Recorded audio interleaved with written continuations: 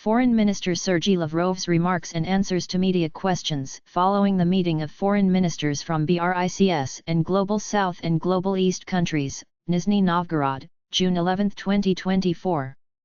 Ladies and gentlemen, we have just completed our two-day program. Yesterday, we worked with the BRICS countries, and continued our discussions today with the invited countries which have yet to join BRICS. They expressed their firm commitment to forging closer ties with this association. Apart from the 10 BRICS countries, another 12 nations of the global majority representing Asia, Africa, and Latin America joined us today. We discussed the most pressing and relevant international issues and challenges which all countries face today, as well as the present-day international environment and the role the global majority plays in shaping the global agenda.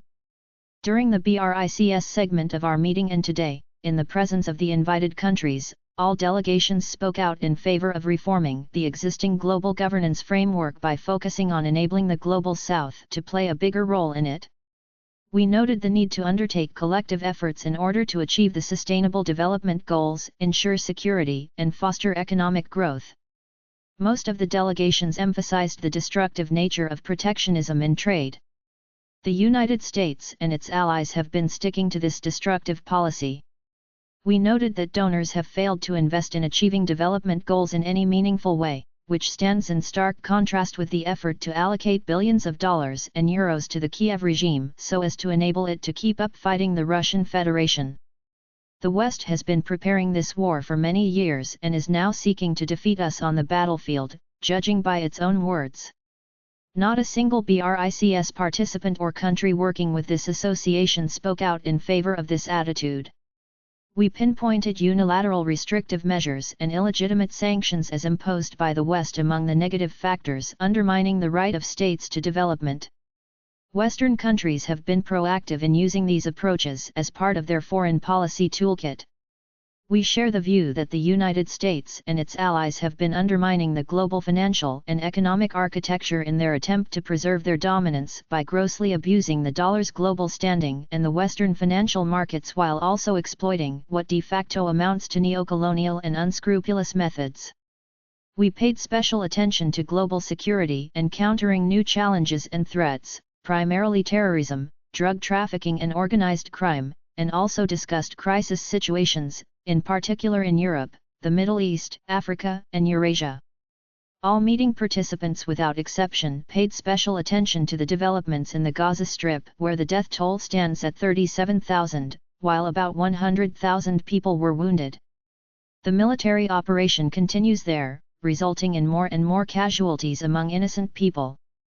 We emphasized that there is no alternative to undertaking consistent efforts designed to support the emergence of a multipolar world order based on the sovereign equality of states as set forth in the UN Charter, as well as an equitable interstate dialogue free from any hidden agendas and aimed at coming up with collective solutions for addressing the objectives and issues the world faces today. We share the opinion that BRICS should be proactive in these processes. I would like to remind you that the group's countries occupy over a third of the world's land area where 45% of the global population live. Their joint GDP exceeds that of the G7 countries.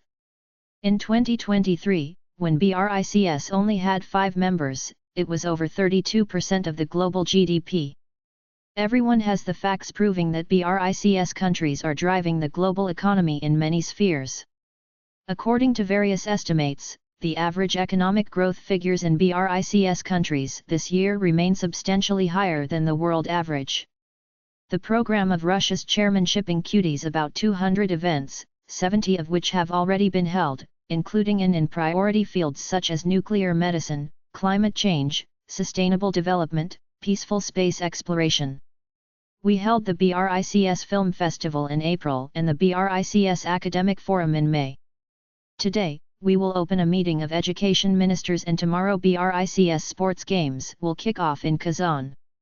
These are but a few of the events we will hold within the framework of our BRICS chairmanship. As per the agreements reached at the BRICS Summit in Johannesburg in 2023, we have reviewed the efforts to coordinate the modalities of the new category, BRICS partner countries. It is notable that the number of countries wishing to join in our efforts continues to grow and is now about 30. All our friends in the group understand that we must provide a positive answer to this demand. We will continue working in this sphere.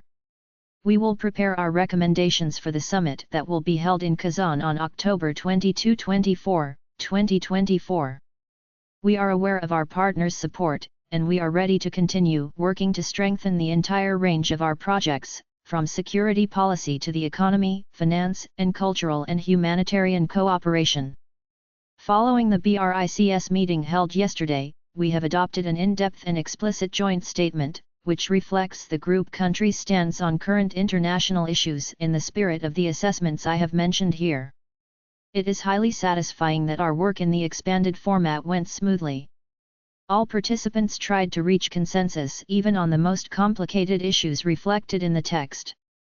I would recommend all media representatives to do regard to that joint statement in their reports from Nizhny Novgorod and the subsequent analysis of the result of our activities. I am ready to answer your questions. However, before we start the interactive part of our conversation, I would like to once again express gratitude to the administration of the Nizhny Novgorod region and the city of Nizhny Novgorod, as well as personally to the region's governor for a warm welcome and assistance in the brilliant organization of the meeting. Everyone pointed this out in their statements today. Question: Foreign Minister of Hungary Péter Szijjártó said in his eloquent address at the Baku Energy Forum that the current conflicts around the world provoked the creation of confronting blocs. We previously spoke about the departure of global hegemony, but we see that the world is moving from a unipolar to a bipolar world order. Is this possible today? What should be done to preserve the principle of multipolarity, including in BRICS? Sergey Lavrov: Multipolarity does not depend on the desire of one country or a group of countries. Multipolarity or polycentrism, as we call it, is an objective historical process that cannot be stopped, even though the West is using every trick in the book to slow it down so as to prolong its hegemony, which has been declared the main goal of the United States and its allies. They have no scruples to say that the world order dominated by America, NATO, and the EU must not be allowed to change. It is a blatantly neocolonial mentality. You can see it in all actions of the collective West, which is trying to divide the world into blocs. You may remember that in the past few years the Americans convened special summits for democracy to which they invited carefully chosen participants. The only criterion for receiving invitations is loyalty to the United States, or more precisely, to the democratic administration of Joe Biden. All other countries were marked as autocracies.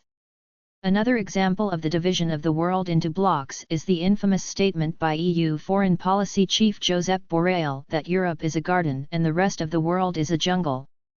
Neither will we forget a statement by US Secretary of State Antony Blinken, who said that if you are not at the table in the international system, that is, if you do not choose democratic values, you're going to be on the menu.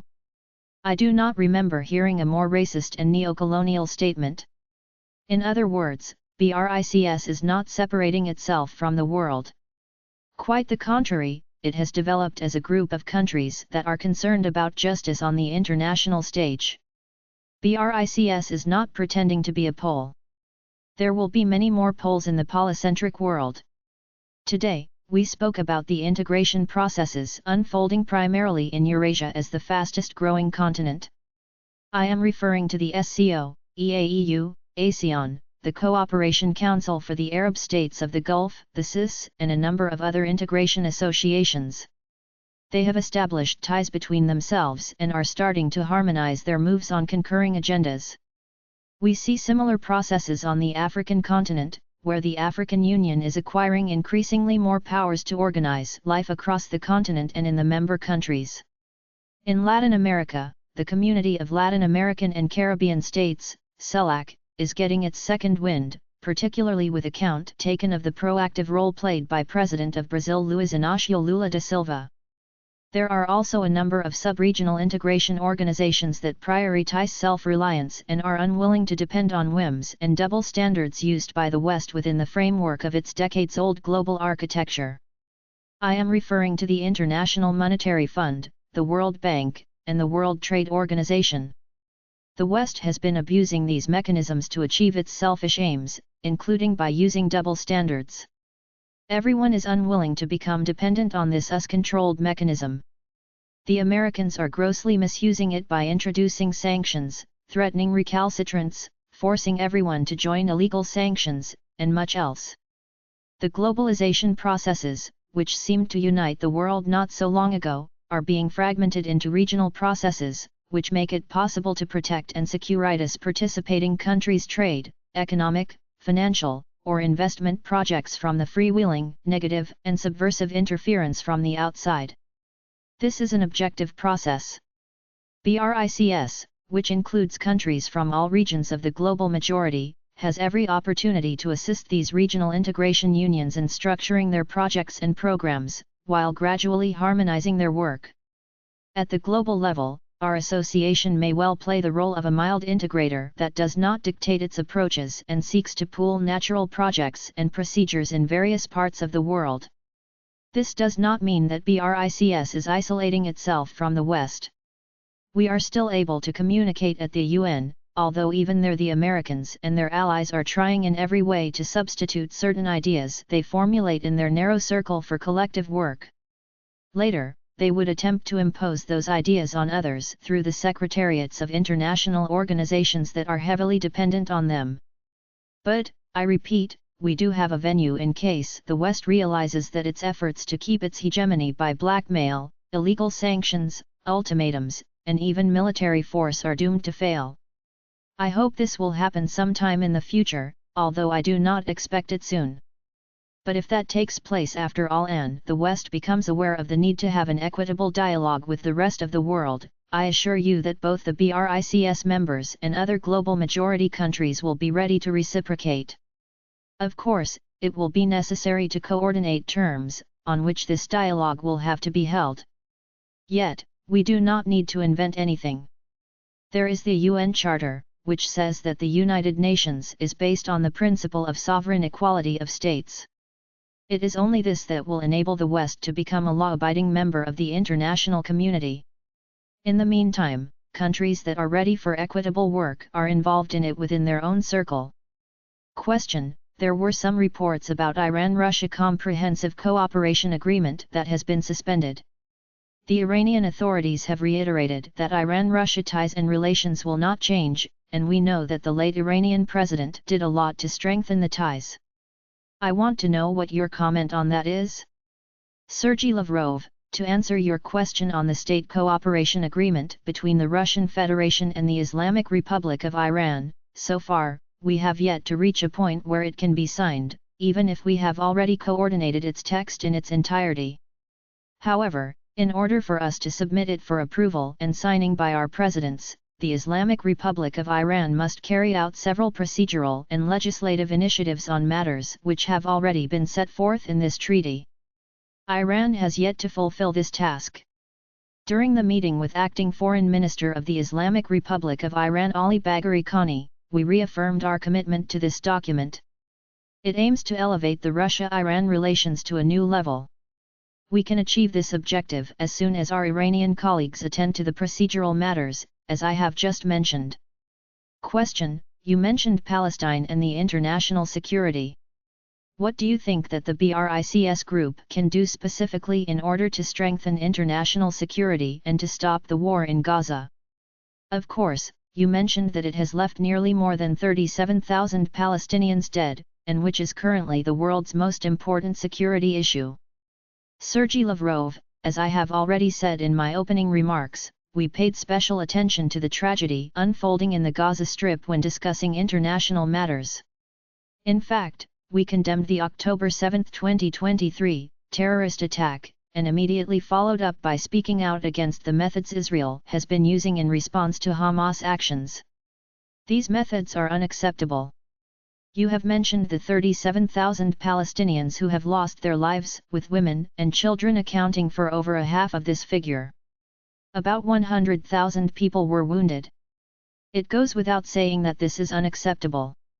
We proceed from the premise that this operation must stop immediately by ensuring a ceasefire, while taking prompt action to address severe humanitarian issues.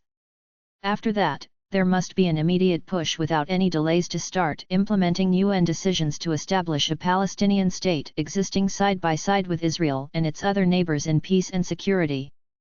Russia was the first to submit a draft resolution along these lines to the UN Security Council. Arab and African countries have made similar attempts. But all these attempts were blocked, with the only exception of a resolution calling for a ceasefire during the holy month of Ramadan. At least we managed to adopt it after the US refrained from exercising its veto power. However, they said that it would be a non-binding resolution. Only yesterday, the Security Council adopted another resolution, drafted by the United States and alleging that Hamas and Israel have reached a deal to start by declaring a ceasefire for a specific period, while also freeing hostages in exchange for releasing Palestinians from Israeli prisons. The resolution also describes the second and subsequent steps, and also contains provisions dealing with humanitarian matters.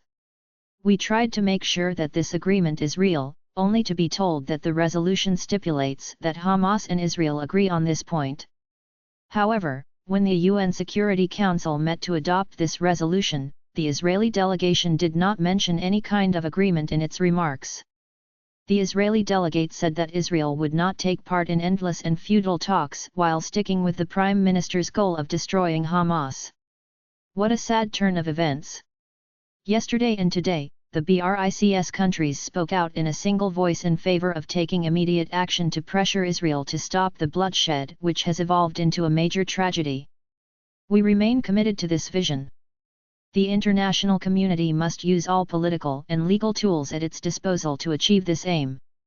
Question: At yesterday's meeting, Mr. Wang Yi referred to BRICS as a big golden brick, translated literally. We see how the West often throws bricks at the emerging centers of the future multipolar world and uses bricks to construct sanction walls.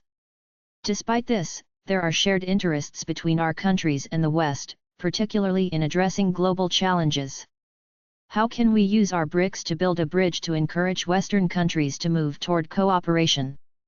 Sergey Lavrov, I believe you are well aware that we are not the ones isolating ourselves from the West or building walls, both figuratively and literally, as is currently being done along the borders with the Russian Federation by several North Atlantic Alliance members. We are not the ones dividing the world into blocks or declaring that those who disagree with us will face consequences. All of this is occurring at the initiative of our Western colleagues. I won't reiterate, but this behavior seems ingrained in their nature. After 500 years of global dominance and a long history of showing complete disrespect for the great civilizations that existed before the West took control, such as the Ottoman, Chinese, Indian, and Arab civilizations, our Western colleagues are not interested in building any bridges. They use bricks solely to construct walls and, as you mentioned, to hit those who do not comply with their dictates. As I have mentioned, we are not isolating ourselves from the West. However, the West must realize that its current behavior will only lead to ongoing confrontation. Presently, within the BRICS framework and other integration associations, processes are underway that will shield the rest of the world from the excesses and aggression of the Western powers that still dominate the international market. The People's Republic of China and we were constructing a bridge across the Amur River, each of us building our respective half. For the construction to commence, the same process needs to begin on the other side. Building your half in the hope that it might eventually benefit someone, however, seems to be an unproductive use of physical and mental energy. The West has built a wall separating itself from the rest of the world. If it chooses, it can tear down this wall and explain to us the terms under which it is willing to rejoin the civilized world and engage in civilized communication. Then we will see. Question: What is Moscow's opinion of the recent Israeli raid to free hostages from Gaza's Nuseirat refugee camp, which claimed at least 250 Palestinian lives? Is Russia preparing new proposals on a settlement in the Middle East? You recently mentioned plans for a meeting with 5 Arab colleagues in Moscow soon. Sergey Lavrov, regarding the first part of the question, our reaction is the same as to the October 7, 2023 terrorist attack and the methods Israel used in response to it. I consider it unacceptable when hundreds of innocent lives are sacrificed to save people. The United Arab Emirates, Saudi Arabia, Qatar, Egypt, and Jordan have taken part in the talks of various formats on liberating hostages. We took part in these efforts too, not only on behalf of Russian citizens but also the citizens of other countries. These efforts have produced certain results.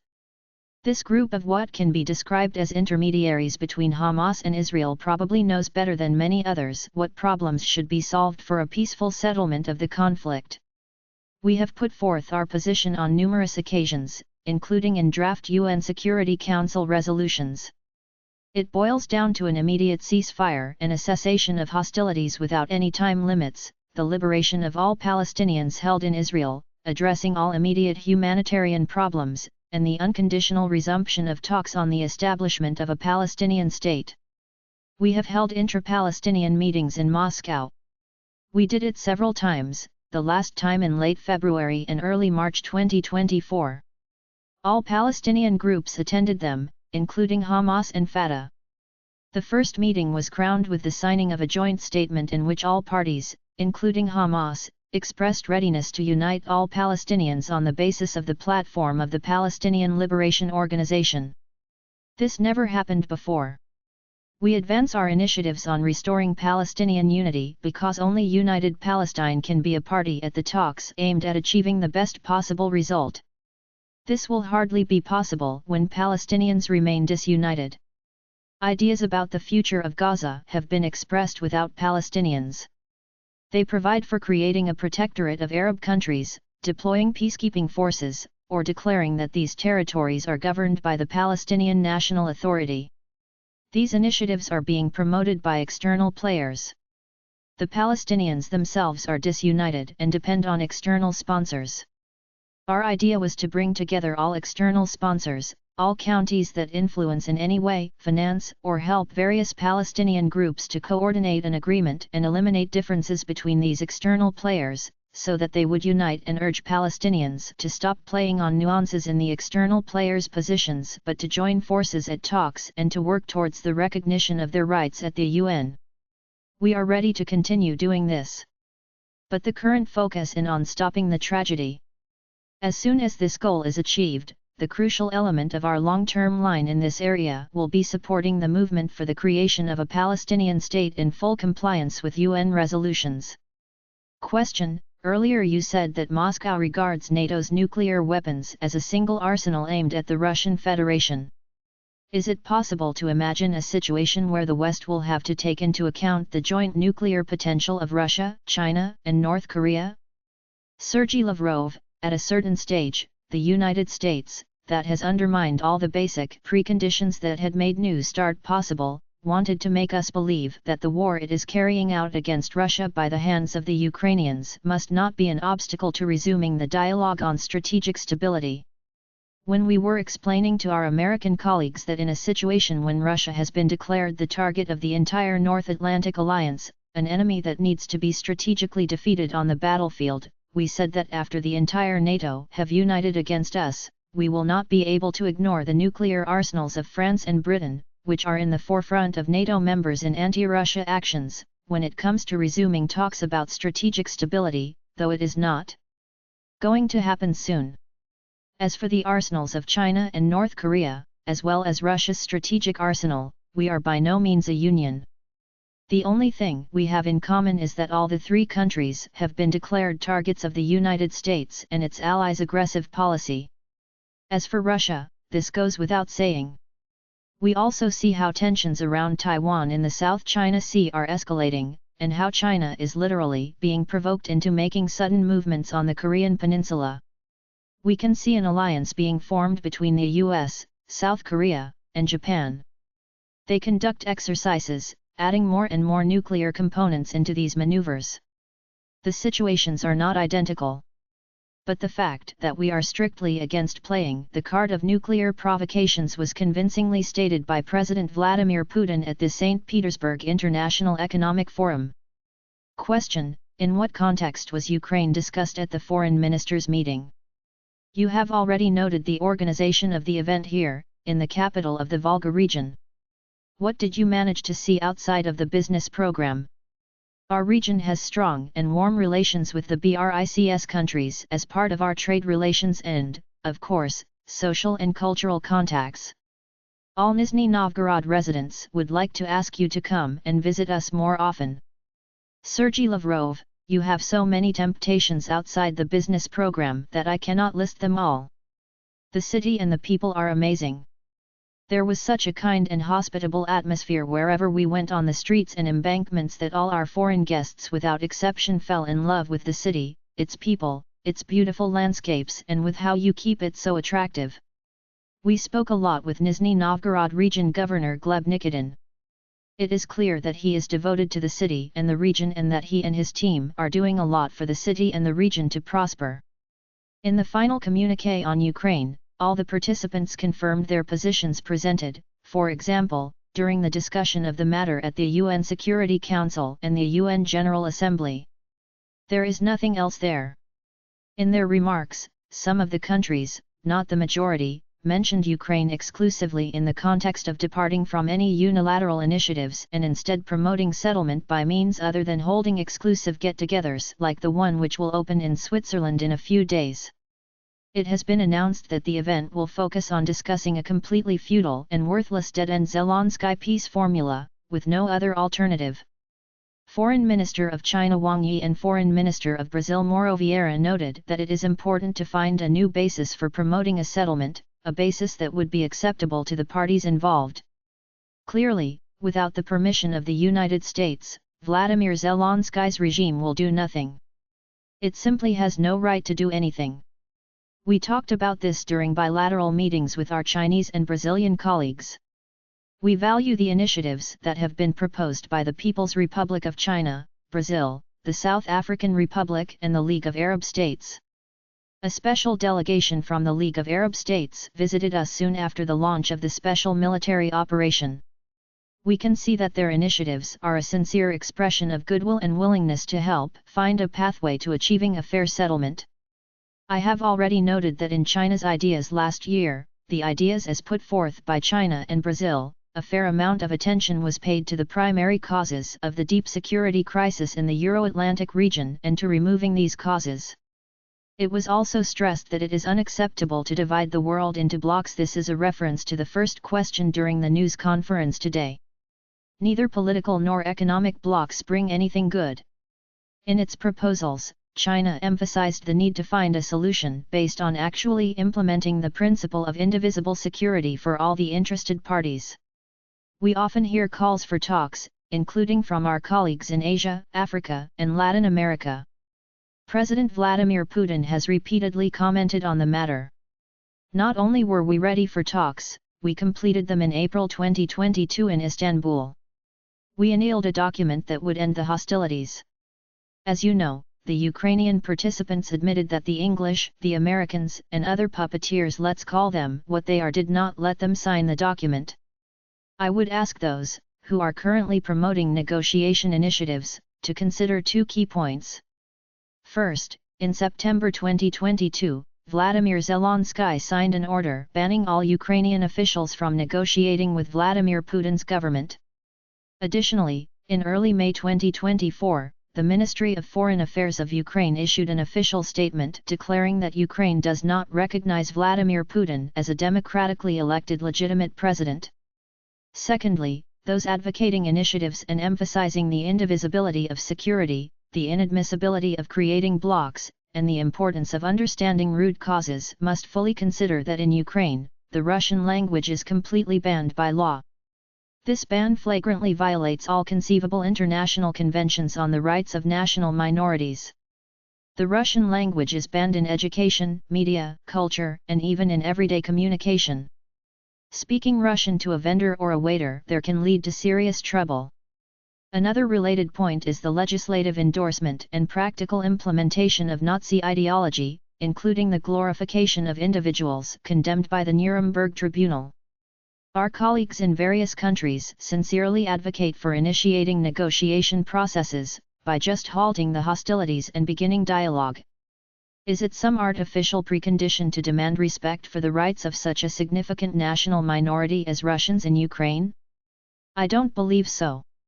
It is crucial to bring the Ukrainian regime back into the legal framework adhered to by all responsible and decent members of the global community. President Vladimir Putin has also addressed this issue on multiple occasions. I believe that simply ignoring this situation and returning to the negotiating table as if nothing has happened would be wrong. Furthermore, in our discreet contacts we have observed that no one in the West wants to acknowledge the Nazi and Russophobic sentiments and practices of this regime. Not only does the West fail to acknowledge these issues, but it actively encourages the Ukrainian state to maintain this stance, potentially exploiting the Kiev regime further in the war with Russia. In essence, the goal is akin to that of Adolf Hitler and, before him, Napoleon, to unify all of Europe and consequently defeat the Russian people and state. I came across an intriguing idea yesterday. Mr. John Kirby, White House National Security Communications Advisor, mentioned in a recent interview that, as President Biden has emphasized, they are committed to providing Ukraine with the necessary capabilities for self-defense. Moreover, crucially, the United States is not seeking a third world war, given the severe implications it would have for the European continent. Here is how the United States perceives Europe. The US believes that if it provokes a nuclear war, which they are actively doing, only Europe will suffer. Historically, as in the First and Second World Wars, they expect to emerge as the victor. This mindset reflects the philosophy and mentality of current US policymakers, and consequently, those who lead Ukraine.